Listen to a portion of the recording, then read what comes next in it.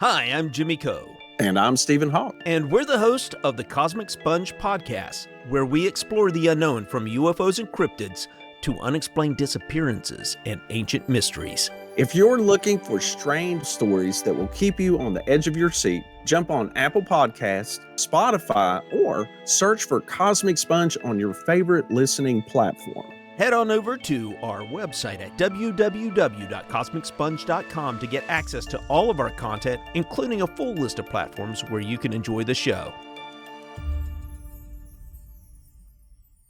Hi, Techie Joe here. I work with Ace and Knight and some of the best psychics in West Virginia to create amazing live streams and podcasts for the Psychic Coffee Shop Network. Together, we brew up great content discussing news, events, hot topics, and more, all from a psychic perspective. On the Psychic Coffee Shop, we interview amazing authors in the metaphysical realm. Coffee and Tea combines ASIN with Tracy, Dottie, Natalie, or Lady Gwendolyn for the good and the bad of being a psychic. Shameless Self-Promotion with Dottie the Psychic talks to leading and emerging YouTubers and business owners in our community. Mountain Bears brings you the latest in LGBT news and politics. The Psychic That Plans answers the question of, well, how a psychic plans. Plus, we're live on air. We take your comments and your questions, including psychic advice questions. Check out our amazing programming, book an appointment with top psychics, and find out all the wonderful things we have to offer at pcsbnetwork.com today.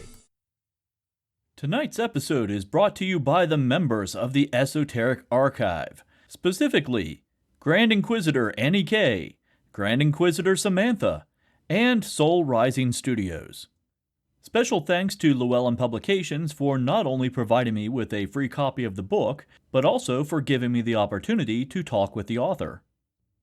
Now, let's get weird.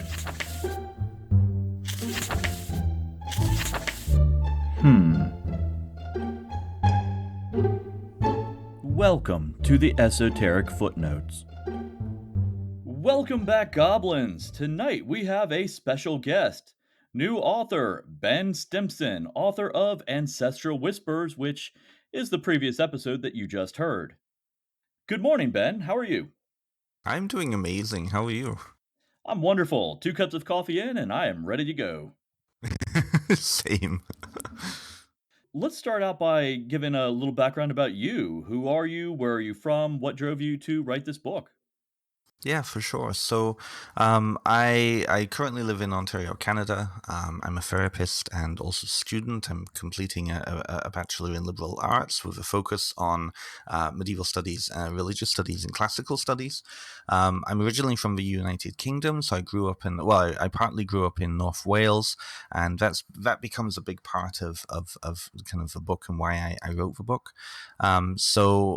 So I started out originally in social work. I'm a little bit older, so back when in the 2000s, I started out in social work, trained in that, and then dropped out of that, and kind of went on a roller coaster for about 10 years. I wasn't sure what direction my life was leading.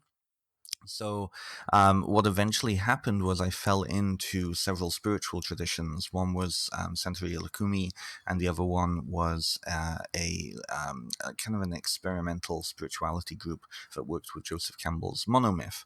And throughout that process, I started to become a lot more aware of my story, and I eventually ended up going back and training in psychotherapy. So from 2017 to 2019, I was training in psychotherapy. And it kind of all sorts of things came together in that time. But a big part of my work with Lukumi Santeria was ancestral work. And then in this psychotherapy program, a big part of that was also working with family story. We come from like a family systems point of view, which is seeing the individual as part of ever increasing systems of the family, of the community, of the region, and so on and so on.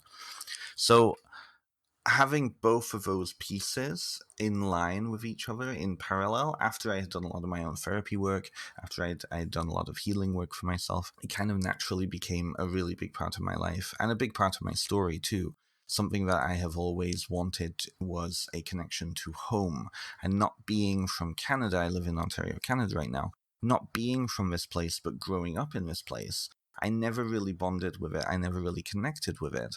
And so it was kind of like I was always directed to Virginius Loci of the United Kingdom. I was always looking to my ancestors back home. I was always trying to find my story in the world, but it was always somewhere else. So 2019, I finished my psychotherapy program, and I started to develop a course around working in ancestral work. The program I was taking was spiritual psychotherapy, so a lot of transpersonal Jungian approaches, so a lot of spiritual approaches. And so I thought, there's not really much out there. There are some things out there for ancestor work. Dr. Daniel Four is one of them, and then a couple of books. But there's not really a big focus on this work. I learned eventually that there was, but it's a very hidden thing, at least at that point. So I started putting together a course for clients. I run some beta tests for that. And then the pandemic hit, and suddenly I had a lot of time, and our government in Canada gave us a lot of financial support. And so I had a lot of time, and I was being financially supported to stay home. So I started to write this book, and that's kind of 2.5 years later, and now I have a book. And it is probably one of the most it's strange to say this. It's an extensive book. It covers a lot of topics, but it's not a gigantic book. No, I was really shocked by that. You have a very good economy for words. Thank you. The stuff you write and the words you say carry a lot of weight and a lot of meaning. And I'm actually on my second read through of this book right now. And I'm finding that after completing the book the first time, reading it a second time, I I get a lot more nuance in the early chapters. I really appreciate that. Thank you. It was a bizarre thing writing this because I was relying on a lot of my own experiences, but also a lot of inferences. So I really do try to bring in that religious studies background. Like religion and studying spirituality has been a thing for me since I was a teenager. Same with folklore, same with fairy tale. And so I know a lot of facts, but to bring those facts in to support a point was a really cool journey for me. But I mean, the process of writing as an outsider for traditions I don't belong to, even if those traditions feel like some of the traditions I belong to, it was a fascinating journey. So I made a lot of connections in those communities just to get a sense of, is this actually right? Like, is this not just a lens that some white anthropologist has said? Is this actually the case? And studying the words of insiders and really privileging insider words and points of view and understanding was a big thing. So I learned a lot through just writing this myself. And even then, like looking at it, like flipping it open every so often, I'm like, wow, this is really good. I need to use this. I need to write this down somewhere, I imagine that would be difficult, especially saying that you had a background in, let me see if I can pronounce this correctly, Lukumi? Yes. Lukumi and Santeria. That is not your tradition, but you weren't initiated, but you were invited to certain ceremonies, and you had an understanding, a firsthand understanding of the ceremonies and processes. So, how did you go about writing about that as, like, a semi-outsider, but not really? Well, so with my experience with Lukumi, although I'm very particular in the book to explain this, I don't want anybody to misunderstand me. So I never initiated into Lukumi, but I actually moved in with my godfather. So how Lukumi and slash Santeria, like many African traditional religions are, is it's godfather family based. So a priest takes on students who really are godchildren. The priest shepherds those individuals into the religion or into the tradition, and then they become part of a community. So I actually moved in while I was studying. I was doing a psychotherapy program up in Toronto, and where I had been living with my parents, it was about 3 hours away. So moving in with David was it made more sense. There was also a guy down there too that I was interested in. So I moved in, and for 2 years, I actually lived with him, his partner, and his Orishas.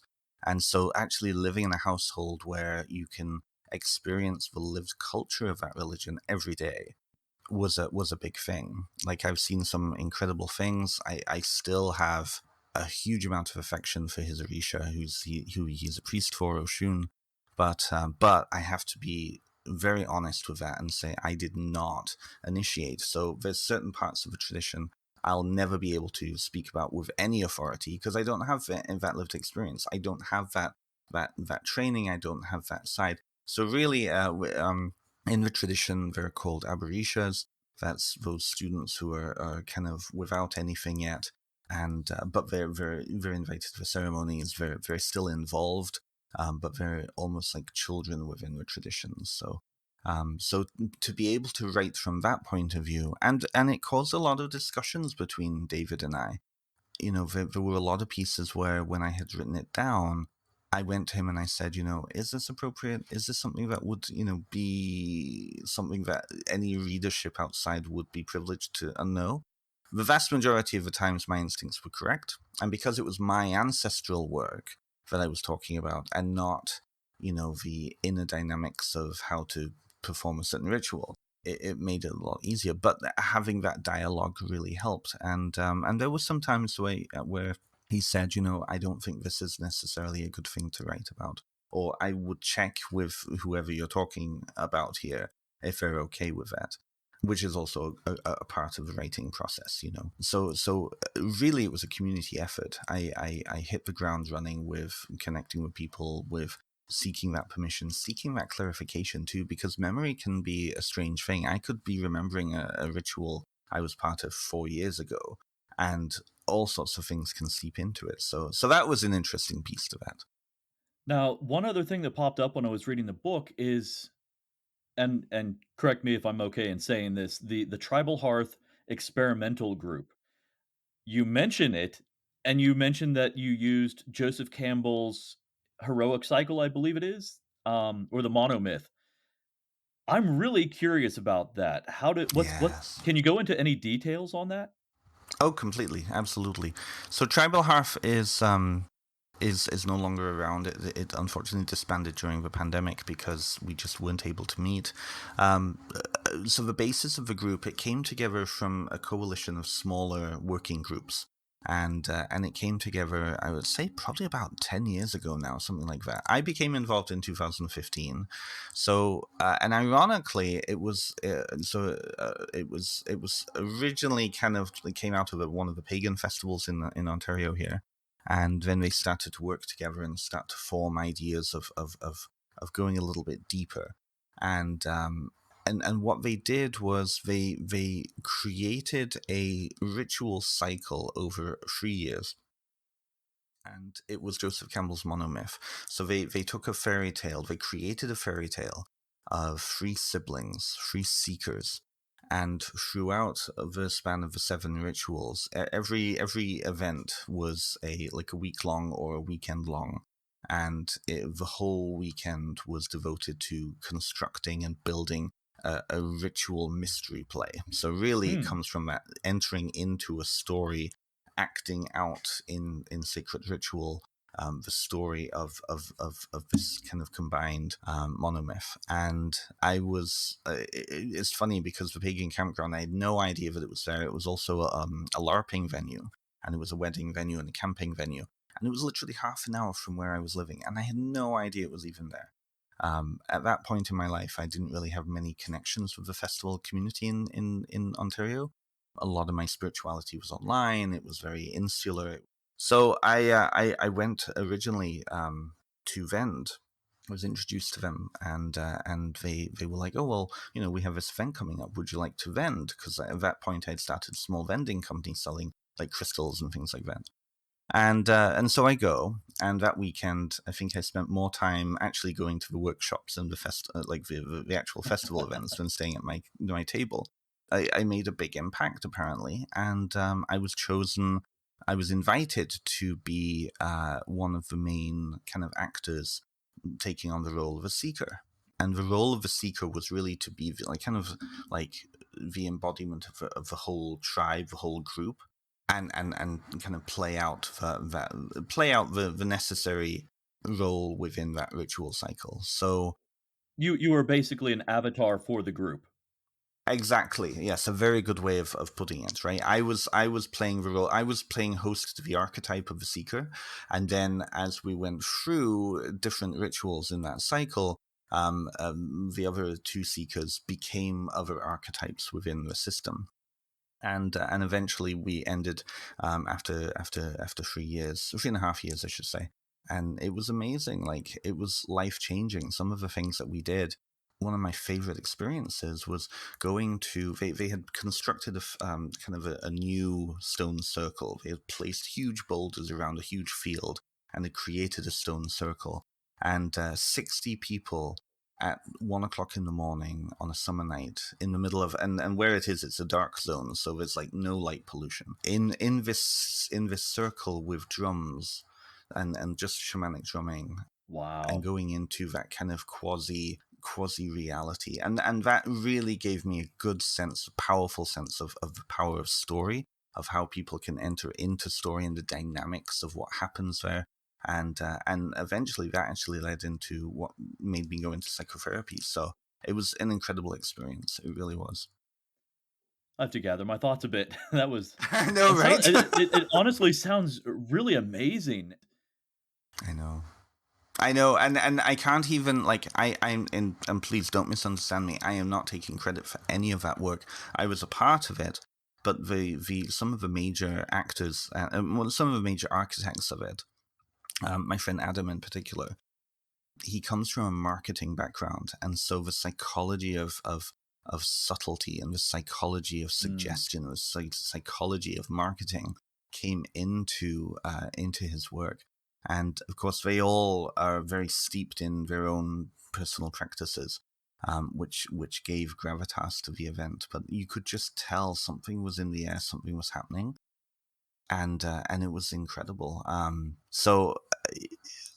think Adam's actually coming up or developing something to be released at some point. So keep an eye out in the pagan sphere for that. But what it really grounded me in was, and it was that healing piece. For such a long time, I had been seeking, and to be chosen to be a seeker, and to then go through and be that archetype in this way, it really gave me the boost of confidence I needed to actually take control of my life again and take ownership of my life again, because I suddenly had 150. The group was usually about 150 to 200 people, which is a huge working group.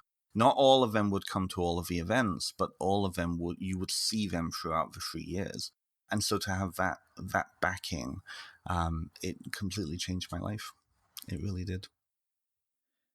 That's a group size that you normally I don't know about the larger cities, but around here, we definitely don't see anything like that, let alone a group of that size collaborating together. Yeah. Especially in a dark zone like that, that had to have just a primal feeling to it. It was amazing. And I think it speaks to the people who were coming to that. So the way that it was set up, there was usually 2 events a year.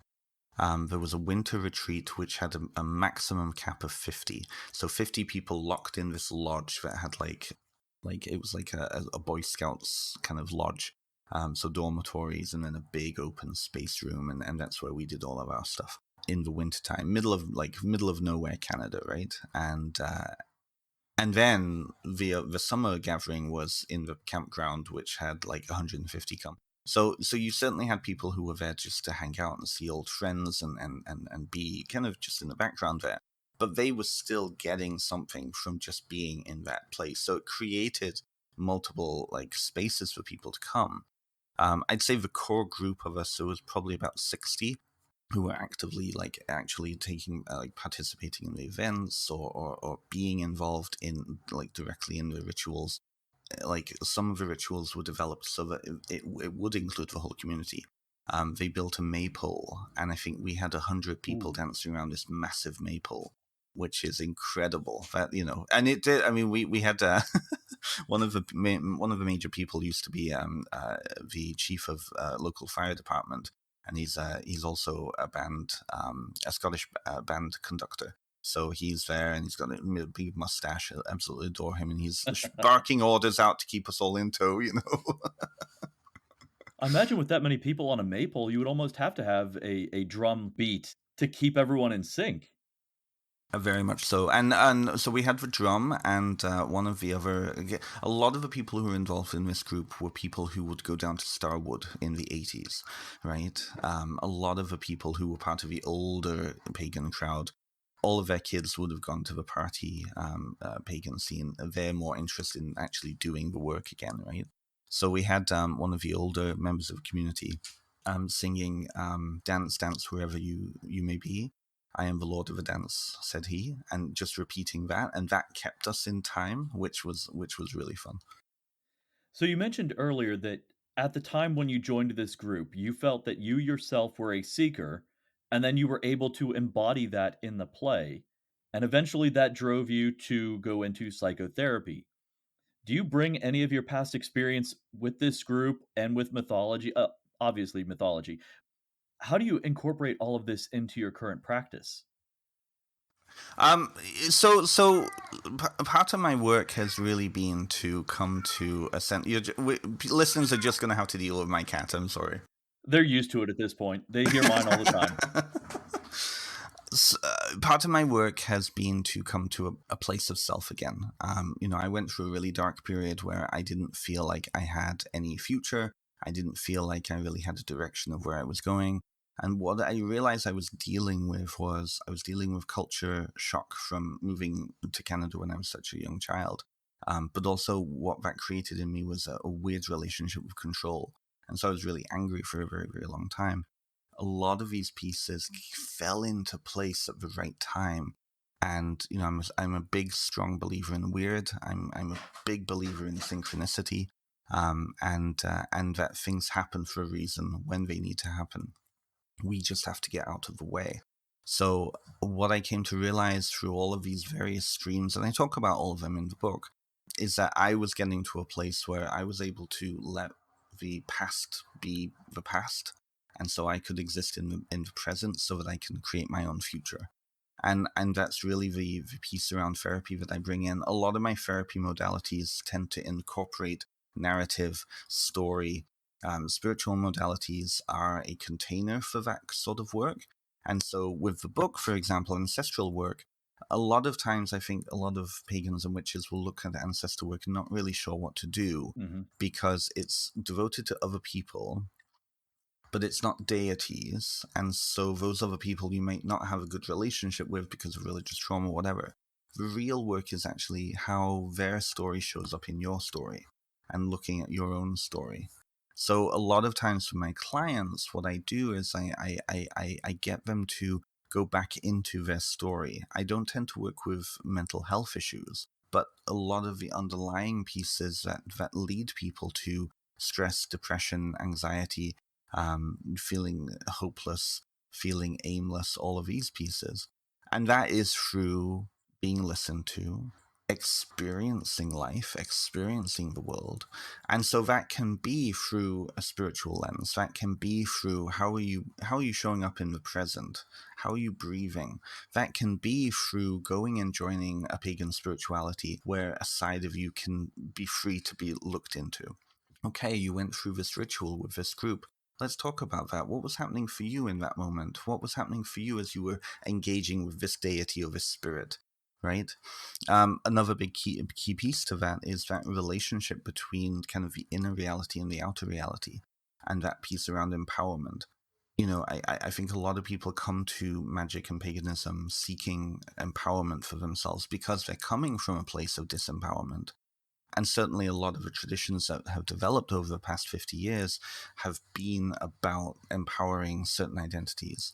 The vast majority of male witches that I know are all queer. And I don't think that's a, I like that totally makes sense to me because as a male, as a non-binary mask queer person myself, I relate to their experiences. And why did we come to these traditions, many of us of a certain age?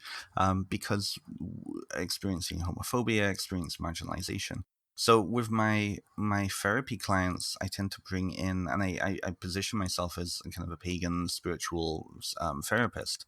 I'm very interested then in how the spiritual practices, the spiritual interest, the stories of deities, the stories of folklore, how then the client is interacting with those. But the same thing, the same modality can be used for fictional works, for LARPing, for example. There's a lot of interesting correlation between live action role play, Dungeons and Dragons, and paganism, because you're going into the same kind of quasi reality with that, right? It's interesting. So there's a lot of pieces to that. But I'd say I'm really more of a transpersonal narrative systems. I tend to like to see connections and how people are showing up to those connections. So if any of that if that made sense, I feel like I just blabbered on, but No, that makes perfect sense, and it actually triggered something in my mind. It's interesting you brought up Dungeons and Dragons because I am a teacher on the side, and I'm starting a new group for tabletop role playing. And because we haven't started the actual game yet, I don't know what characters are there. I don't know what the world is. I'm letting the students build that. mm, But I'm structuring it on Joseph Campbell's monomyth for story beats throughout the semester. love it. I love it. And it all comes full circle, and the reason I'm doing this specifically is to teach social justice and Excellent. empowerment for individuals and teamwork. So using all of this together worked really well. Then you'll know exactly what I mean with this, right? The ability to perceive something that is not right in front of you creates empathy. It creates that play. That power of play is huge.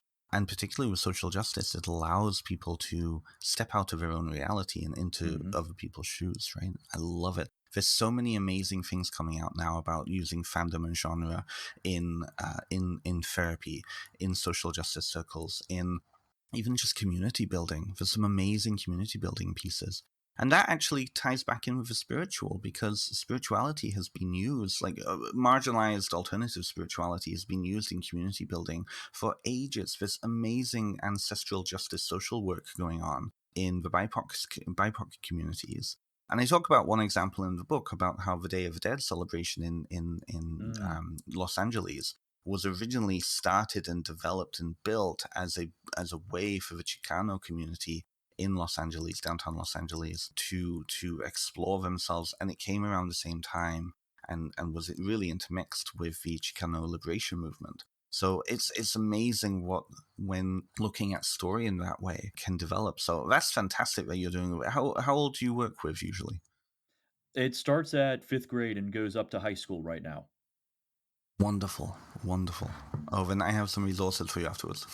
Oh, absolutely. I'm very interested in the way that play, and I imagine this is pretty much what mystery plays are or how they were founded. It allows you to step into a role of empowerment and puts you in situations that would be challenging otherwise in your everyday life.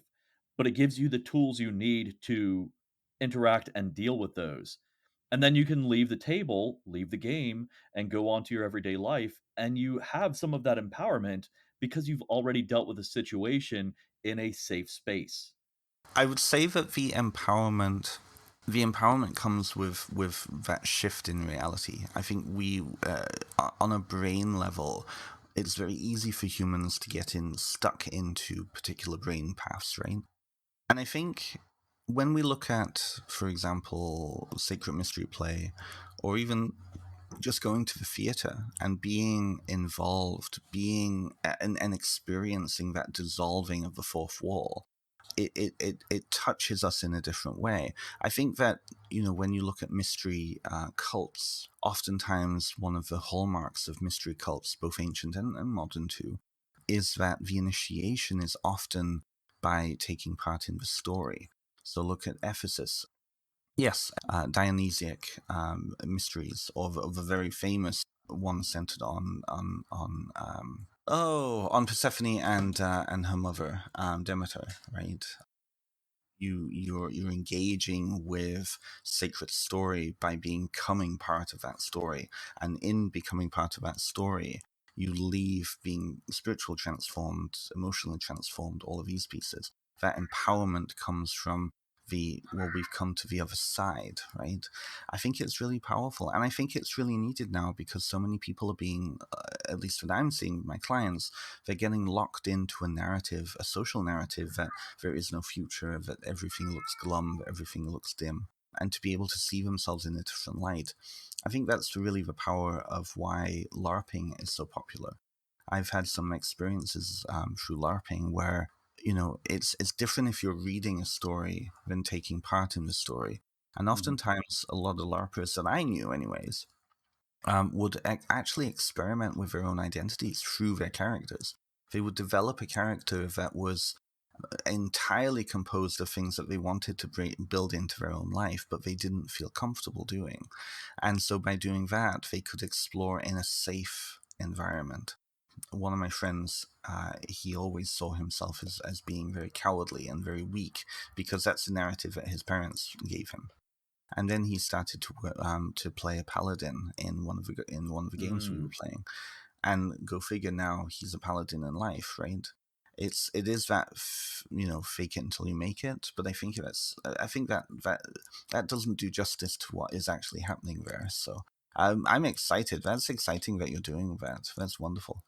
Yeah, thank you. It's interesting that you brought up participants who aren't actively engaged in the play because there is that ability for the audience to get the same effect as the players that you don't get anywhere else. It's only in live action play. And we lose a lot of that with movies and television and even with podcast. And it actually triggered a memory for me where I was in college, I was part of an intertribal group locally, and they would perform ceremonies. And there were many times where I wasn't engaged in the ceremony, but I was there as a participant, as a witness, I guess, or just someone on the outside. And I was affected by it as much as the people inside, say, like the sweat lodge. And I was hearing the same things that they were hearing from the outside, and that was incredible. It really has this, and again, it was an ancestral engagement, and even though they weren't my ancestors directly, I was still part of that event, Hmm. and that's so powerful. And like you said, it's something that's really lost a lot in modern society. We kind of have a disconnect from even our neighbors, let alone our ancestors. Very much so. Not many people are privileged enough to live near their direct ancestors anymore. This is the thing. This is exactly it. There's a lot of people. When I was writing the book, my context was as an immigrant to North America whose ancestors are all directly on the other side of the pond. But there's a lot of people over here in the diaspora, various diasporas, who within the family, the story of the homeland is really important. Mhm. But it's the homeland from perhaps 100 or 200 or 300 years ago. The ancestors of 200 years ago are more important necessarily than the ancestors here.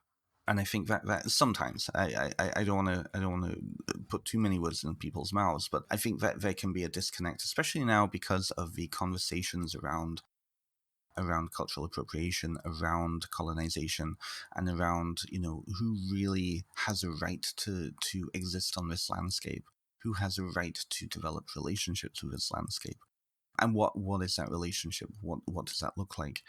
And I think that there's a lot of work needing to be done still around Westerners of a settler background relating to and building an authentic connection with this landscape that is inclusive of all of the other communities that have been here longer and who really have that deep spiritual connection and that deep energetic connection with this landscape. I think that when you don't see a place as home, or when you see a place as only your home, then there can be an objectification. And I think that is, I think that's that's a very white Protestant kind of Western European way of looking at the world, is mine, mine, mine, mine, mine, right? Mhm. But I do think that participant piece is really important because, the more that ceremonies, the more that relationships are acted out and shown and that process invites others in, even if it's just people witnessing, right? With social justice, representation matters. It's important that we have rallies. It's important that we have marches. Even if it doesn't feel like anything is done by each individual one, it's important that we have that visibility. Unfortunately, that is also true of the things that are not necessarily as healthy in society too, and they seem to be very visible right now. So we need to be very visible too. But that's a whole other conversation, I'm sure. Well, I mean, for better or worse, it makes things visible. You know who is part of what community. And what you're saying must be very impactful because we have a blue jay in the background chiming in. Yes. So I'm not sure how familiar you are with the history of West Virginia. And what you were saying about a connection to the land is something that we run into a lot here due to extraction industry. It started out it was logging, and then believe it or not, oil. We had oil for a short time, and then natural gas and coal is the one that everyone remembers, which is very similar to what they had in Wales. A lot of Yes. Welshmen ended up in West Virginia for that reason, Mm-hmm. and it seems like for a lot of us, we don't get that opportunity to interact with the land because at any given time, it could be pulled out from under us. It could be undermined or strip mined or anything like that. Where, I mean, in my own background, I ran into that. I grew up on a farm, and for me, my neighbors were the trees. They was Mm-hmm. the fields, the bushes, the ponds, Mm, and then a lot of that got strip mined. So all of these people in a broader sense, in an animistic sense, these people are gone from my life now. right. And that's one of the things I try to instill into my students that I teach as well, is not directly that things are people, but it's trying to get them to look at it from a different way, to reframe how they look at things.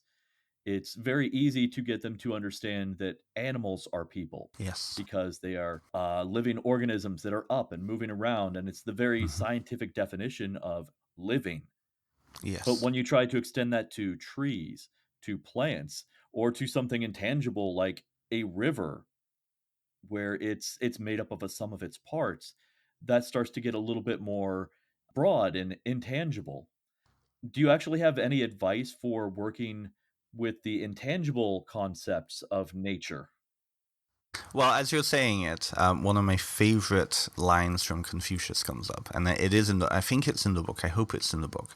But Confucius, of course, massively celebrated part of Chinese culture. He said for Chinese, because in Chinese culture you have this a huge focus on ancestral work.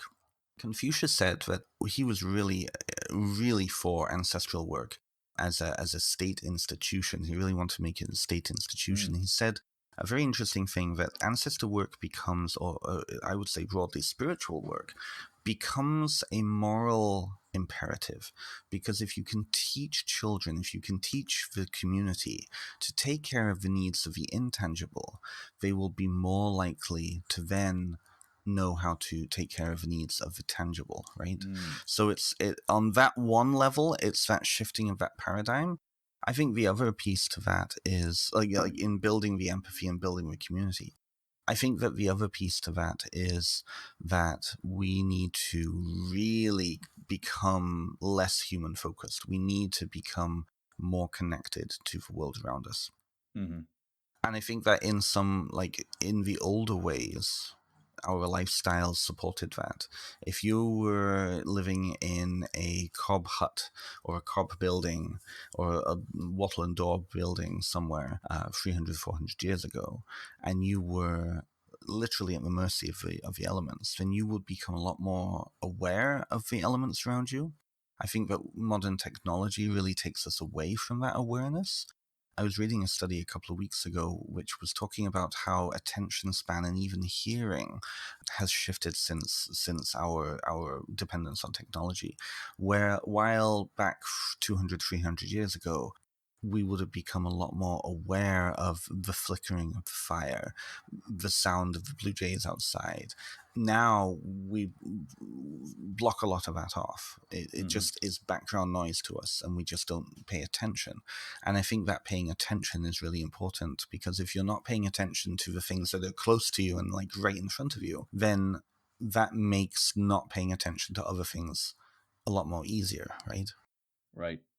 So I would say, I mean, going through, like, at least from an ancestral lens, coming back to the book, I would say that going through that practice, actually experiencing and engaging your five senses, or six senses in some cases, is really important. But I think that can be for every life.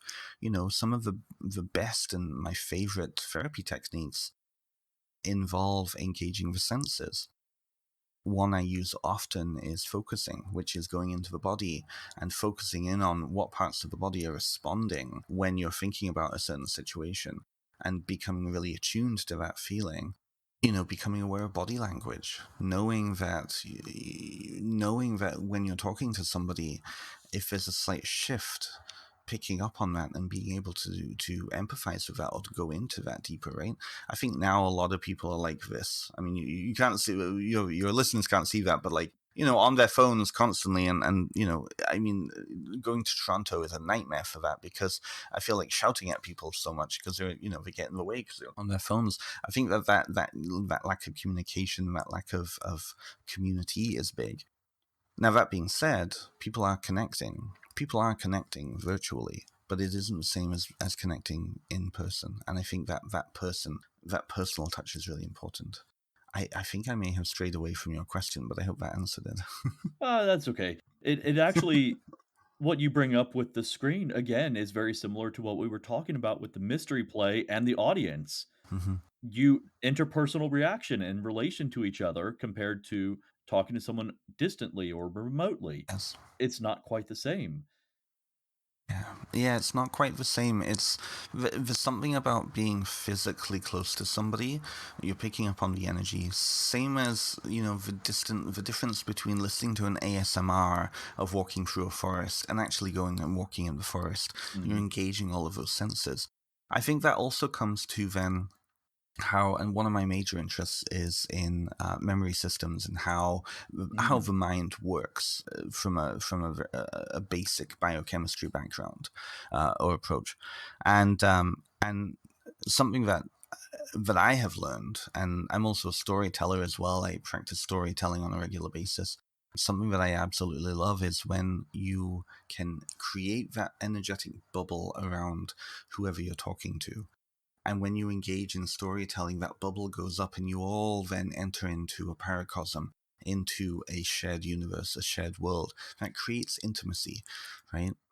And I noticed that when I talk to a lot of my colleagues who are writers, and I'm sure many of the people that you connect with as well, I'm seeing a trend where now audiobooks are becoming a bigger thing for people, because they prefer to be told a story, to be told information, than necessarily read it themselves. I think that's partly because of attention span. Our culture is just shifting. Like I have no attention span to sit down and read. I have to listen to audiobook if I want to take it in. I force myself. And as a writer, I know that's so weird to say, but Well, it's how you engage. It's how you're able to engage. So you still have that engagement. very much so. I know at least in America, the audiobook craze comes from multitasking, which is not necessarily a good thing, but it works. If you're able to do a mechanical task that doesn't require concentration, hey, you can focus on the book. So nothing wrong with that. But I think there is something to be said about that oral nature, that being told. There's a connection of hearing voice. And I mean, the traditional way of information was shared was that focused, somebody giving you that instruction. I mean, the archetype of a storyteller around the world is always the same. But I think that ties back into what we were saying before about that attention span. Back then, there was a lot more of an ability to engage with one's environment. The flickering of the fire, the voice of the storyteller, the darkness that was shrouding around, right? It creates that ambience and creates that way in. Now it's like, oh, I'm doing the dishes and I'm listening to a podcast and my cat's growling in the back and all these things, right?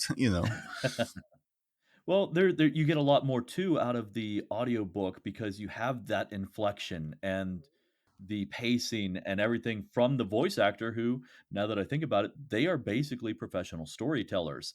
Even if they are not writing or creating the stories, they are the ones that are relaying that information. Very much so.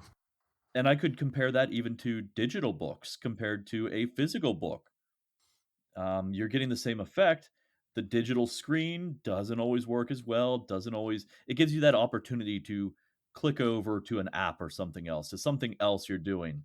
Whereas a book, you sit down and you have to focus, you have to concentrate your effort into it, which for some, like you said, is a hindrance, but for others, it's that physical tangibility that engages more than one sense while reading that book. I'm very much so. And I think I've been unfair in this interview. I think I've been speaking from a very generational lens.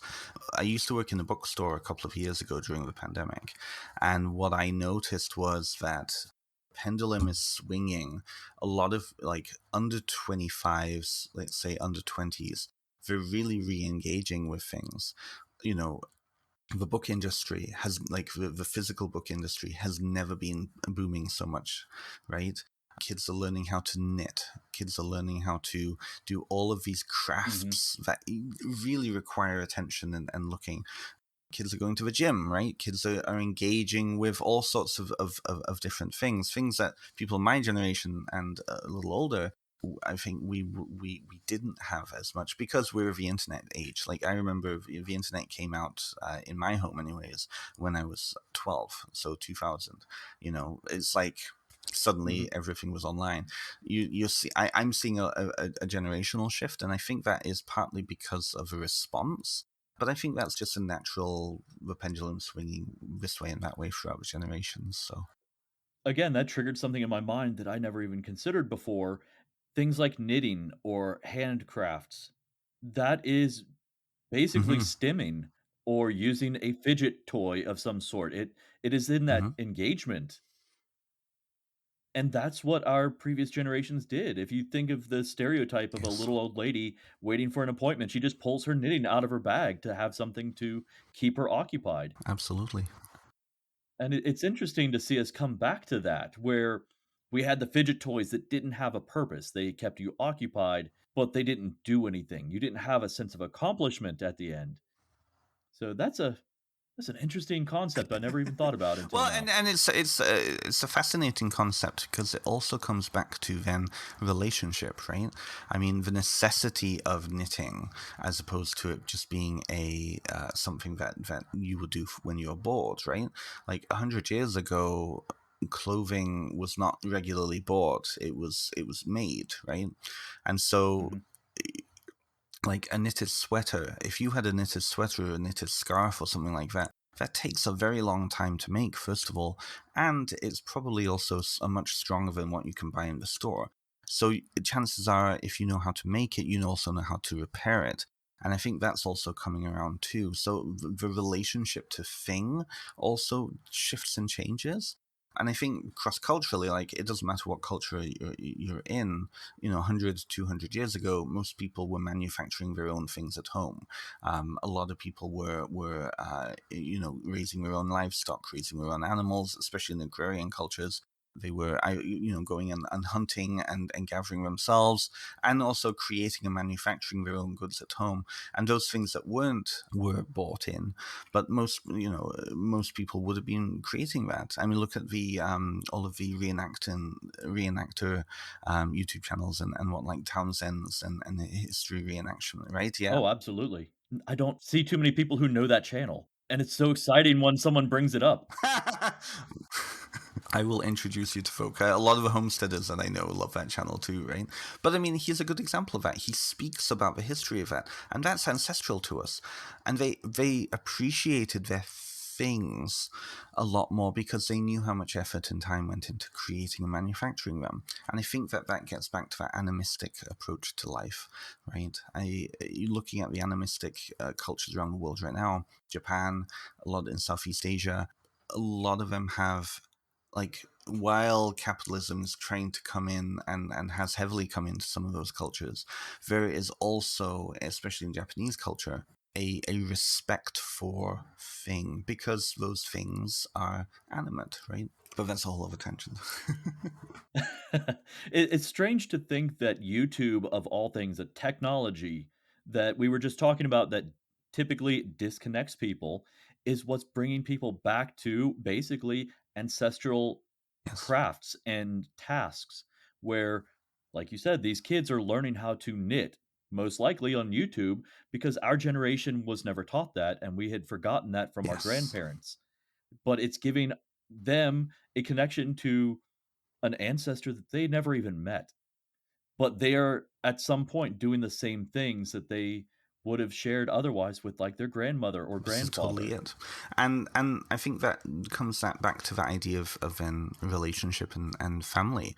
I talk a lot in my book about different forms of family, and a lot of younger people are really disconnected from family, I think, and especially at the and like looking at some of the age groups here, going off to college or university, or going out on your own, striking out on your own in your early 20s is a scary time because you're often not with your family, right? And so that idea of then chosen family becomes big. And I've noticed in like going back to university last year and this year, and really talking with a lot of the first year, second year students who, they're pulling out their knitting, they're hanging out, they're learning how to sew, they're learning how to create cosplay costumes, they're learning how to do all of these skills, right? And it's often a communal thing for them. So, the rise, if you look at it at any major urban center, I doubt that you'll have a hard time finding a craft circle at a coffee shop. I doubt very much that you'll find a social group, a social knitting group for the under 20s or for the under 30s at like any of the local downtown hanging spots. And so I think it becomes a shared sense of community while also focusing on skill. And I love that. I think that that's really powerful. And it goes right back to the ancestral image of, the quilting circles, right? Or other craft circles. I was even thinking of just people sitting around knapping flint. How essential that was. That was definitely, you could do it on your own, but it's a lot more engaging if you have several guys sitting there and you could share techniques This on is the the thing, spot. right? Exactly. And even like in traditional culture around the world right now, like oftentimes the chore circles become also the gossip circles, become the hangout circles, become the bonding circles, right? Mhm. What's interesting then, in considering then the individual part of that, is that traditionally when you look at like say spinning, weaving, individual work that can only Mhm. that can be done communally but is often done individually, oftentimes those traditions also have wrapped up into them divination and scrying, and so they become spiritual Oh, pieces, right? yes. I know that in modern heathenry, for example, the distaff is not only just a domestic device for women or for feminine individuals, but it also becomes a divinatory symbol for them, because as you're spinning, as you're weaving, you're Mhm. going in and you're relating. You might not be relating to other humans, but in that moment you're engaging and relating to the spirit, right? So it's interesting that. We actually covered something about that specifically with, Catherine Heath's book, Elves, Witches, and Mm, Gods, which it's heathen magic, but a good portion of it is using the distaff yes, and spinning and weaving in order to enact the spells. totally. So that's a really interesting callback to an episode that you may not have even known I that did I see it in covered. your list, but I didn't have a chance to go through. I have looked at your list just to see what other books you've covered and what other things you've done, and I did see that, so that's cool. It's definitely a good book if that is something you're interested in as far as, like, engaging with a physical craft and how it applies to paganism and magic. It's a very, very interesting combination. That's cool. We are coming up on the 1 hour mark, so is there anything you would like to plug before we get out of here? Of course. So my book is actually available now. So it releases. I know it's a surprise to me. So people are now, they're starting to ship them out of the Llewellyn warehouse. Officially, I think the date for Amazon and Barnes & Noble and those companies is September 8th. So my book, Ancestral Whispers, is available, and I'm looking forward to listening to your review. Your early review was really, really fantastic. That was a real big boost for me, so I really want to say thank you for that. Oh, you're welcome. If people are interested, I am taking therapy and spiritual direction clients, so my website, benstimpson.com, is available. I also have a load of classes booked on there and organized for the next year.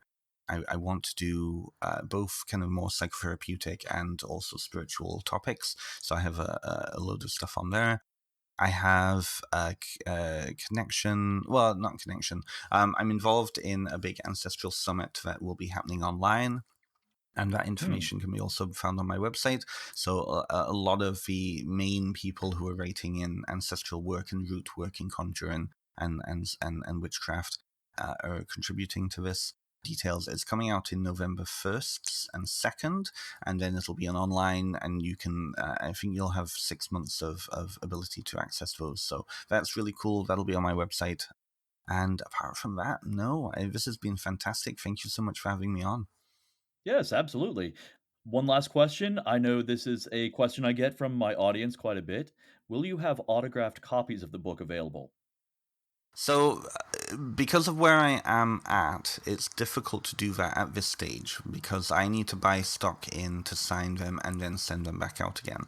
In Ontario, the shipping fee would be $20, just because of how I know Ontario's like Canada's postal system is messed up.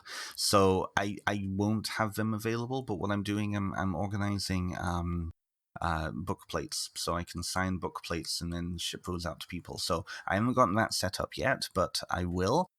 In which case, then you just pay for shipping and handling. I think maybe $5 or $10 or something like that, and then you can just paste that right into your book. Excellent. Easier way to do it, I think. Quite a bit, yes. Yeah. Well, thank you so much for joining us tonight. And see, the book review should be coming out on Wednesday, which means it's already been posted by the time everyone hears this. That is Ancestral Whispers by Ben Stimpson. Definitely grab yourself a physical copy. You will be reading this multiple times. So thank you again, and have a good night. Thank you, everybody.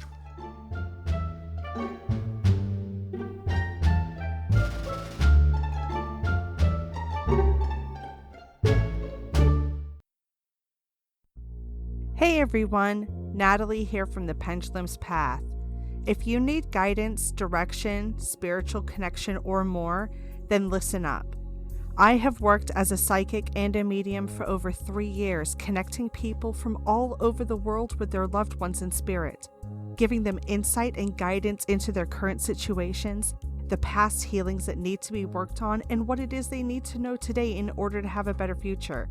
It would be my absolute honor if you would visit my website at www.thependulumspath.com. I also offer emailed readings for those with busy schedules too. Also, for you goblins who subscribe to the Esoteric Book Club, I have a special coupon code just for you. Enter the code STAYWEIRD to get $5 off of any order of $25 or more. Hope to see you there.